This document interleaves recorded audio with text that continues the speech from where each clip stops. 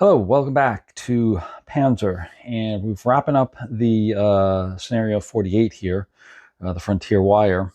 I started this video with the intent of filming individual episodes with turns and things like that, but as it wound up, this thing went pretty fast and had the British really overwhelming the Italians quite a bit here.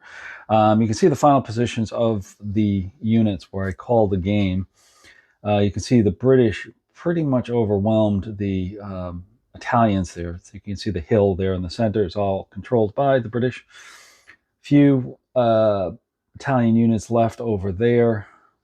And then other ones I just wanted to point out here is all the tank losses or tankette losses for the Italians. It started out really just being able to shoot them up pretty quickly and pretty easily. You got a stack of 3 of them right there that was lost, including their leader with that. And then the British were able to just continually overwhelm the infantry that were behind. Really no tank or armored car defenses for the Italians. So consequently, the British were able to roll through, and you can see there's a number of more tanks over there that were lost as part of it. So it was a really quick game.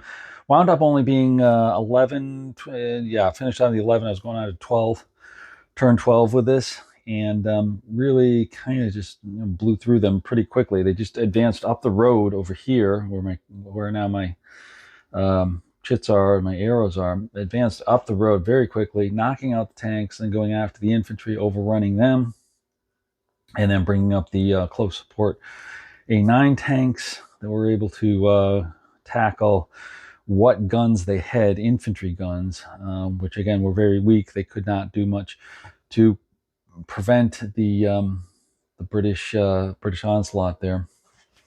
So biggest thing I guess to take away from this is if you're playing this one, the British are going to have an advantage, quite an advantage.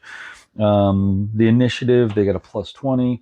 The Italians were only regulars, so that really pretty much gives the British the initiative all the time. They'll get their shots out quicker, or I should say first, and pretty much be able to knock out the tanks quickly.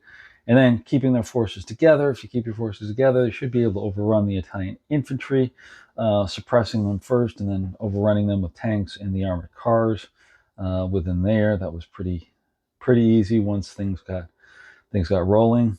Tough to get the Italians with the AI side to be very effective. They did take a few shots in the opening rounds over here, but did not get hits. And I think they got 1 hit out of all the shots they took over here, and even that kind of bounced off because they're only dealing with I think 20 millimeter guns on the tankettes.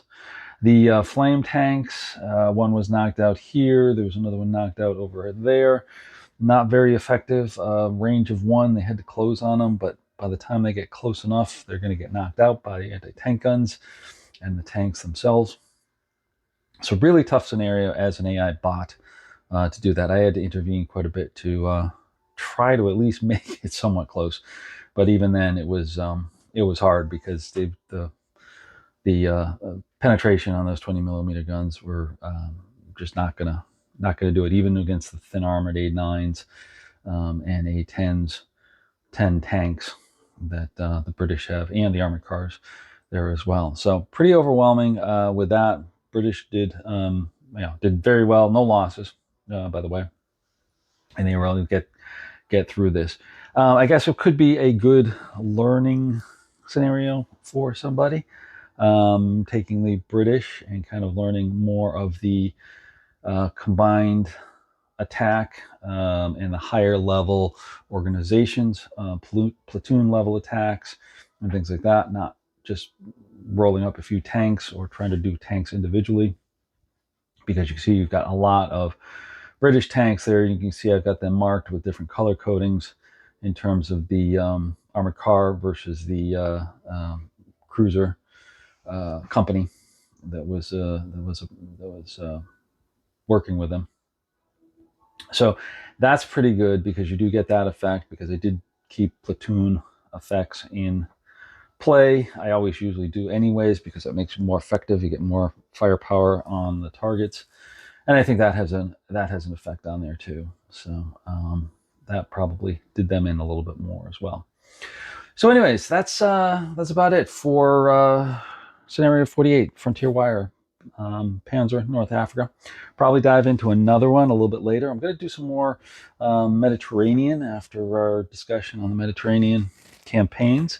Looking at potentially doing Farouk, the old Avalon Hill version of Farouk, bringing that back out again. Got interested in that, but I think what the next one up is going to be Panzer Grenadiers Casino, and put in some small scenarios together for that and show that, because that's kind of interesting there as well. So stay tuned for that, as well as other ACW stuff coming along here too. Anxiously waiting for 3 Days of Gettysburg, the deluxe game, and looking to get that on the table. But I may have some more GBACW coming along here as well too. So that is that for now. Hopefully you enjoyed this summary, and stay tuned for more. Thanks for watching.